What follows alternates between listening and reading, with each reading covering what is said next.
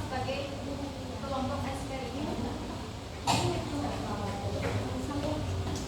Ini data kemudiannya, data presiden dan data proses untuk evaluasi. Untuk uji prasyaratnya saya menggunakan uji normalitas, uji Shapiro-Wilk, karena uji Shapiro-Wilk digunakan untuk menguji normalitas data, yaitu apakah data tersebut berasal dari distribusi normal.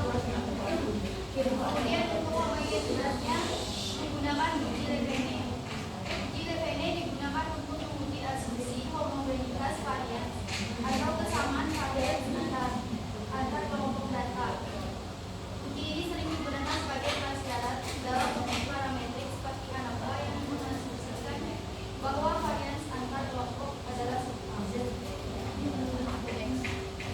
Untuk uji statistiknya saya menggunakan uji hipotesis IT dan uji Min-Whitney. Uji T di sini digunakan untuk membandingkan rata-rata dari kelompok berkepentingan seperti ukuran sebelum dan sesudah pelakuan pada subjek yang sama. Sedangkan uji Min-Whitney digunakan saat data tidak berdistribusi normal atau tidak memenuhi asumsi normalitas. Kemudian ada uji Engen secara khusus mengukur seberapa besar peningkatan dari kondisi awal tes ke kondisi akhir tes dalam sebuah kehidupan. Ini untuk SPSS-nya. Ini uji normalitas hasil tes kelompok kontrol dan eksperimen. Uji Shapiro-Wilk menunjukkan nilai signifikansinya 0,061. Maka H0 diterima dan H1 HA ditolak. Dengan demikian dapat disimpulkan bahwa sampel berasal dari populasi berdistribusi normal.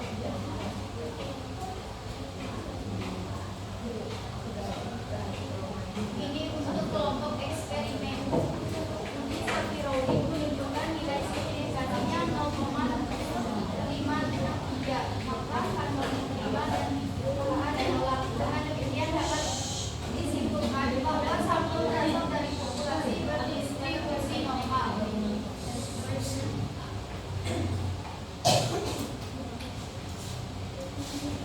Kemudian ada nilai normalitas hasil post-test dari kelompok kontrol. Uji Shapiro-Wilk menunjukkan nilai signifikansi 0,002. Maka H1 diterima dan H0 ditolak. Dengan demikian dapat disimpulkan bahwa sampel berasal dari populasi berdistribusi normal. Kemudian dari kelompok eksperimen, uji Shapiro-Wilk menunjukkan nilai signifikansi 0,000. Maka H1 diterima dan H0 ditolak. Dengan demikian dapat disimpulkan bahwa sampel berasal dari populasi berdistrik tidak normal.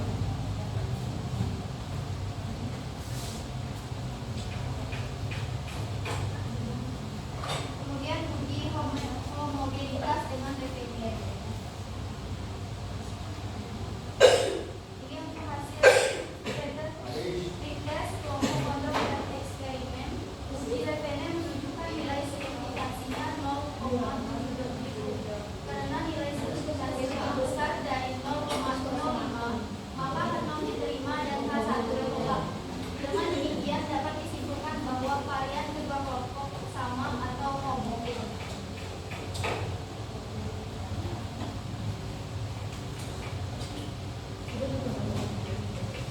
Kemudian uji homogenitas pada hasil tes untuk dua kelompok, yaitu kontrol dan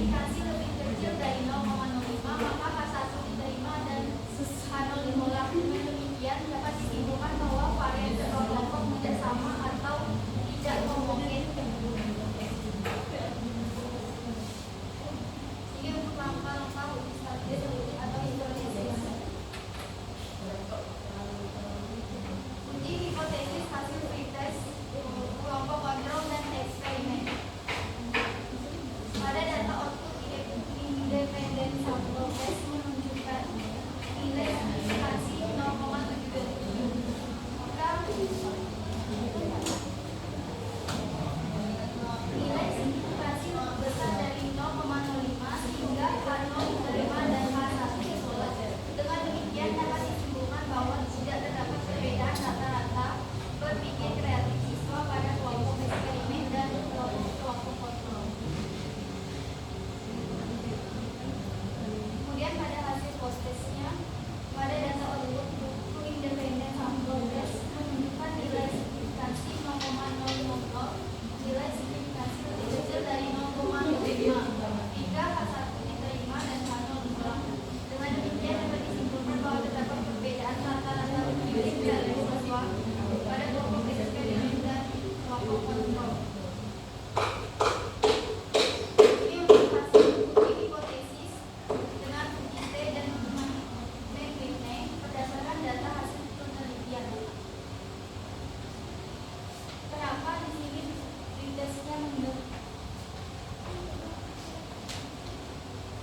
Untuk pretestnya itu berdistri normal, makanya menggunakan uji T, sedangkan postesnya dia tidak normal atau tidak homogen, makanya menggunakan uji Whitney. Ketentuan uji hipotesis jika signifikan lebih besar dari 0,05 maka H0 diterima atau tidak dapat pengaruh pembelajaran model project based learning terhadap berpikir kreatif. Jika signifikan lebih kecil dari 0,05 maka H0 ditolak atau terdapat pengaruh penggunaan model project based learning terhadap berpikir kreatif. Kemudian ada ING.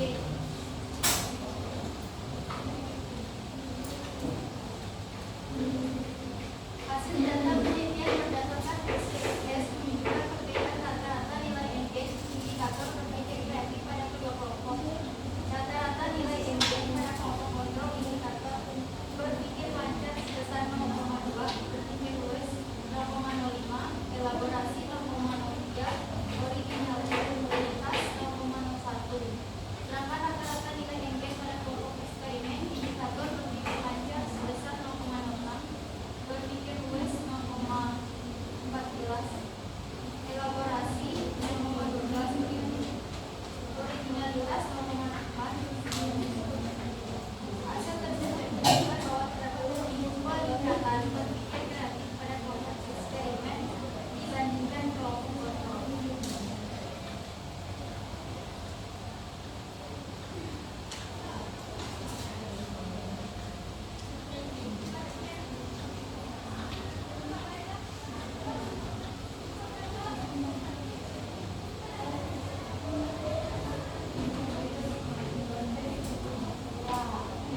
Untuk kesimpulannya, model project based learning berpengaruh terhadap hasil post-test kelompok eksperimen pada aspek berpikir lancar 66%, berpikir luwes 49%, elaborasi 58%, dan originalitas 85%. Yang kedua, terdapat peningkatan berpikir kreatif pada kelompok eksperimen dibandingkan kelompok kontrol.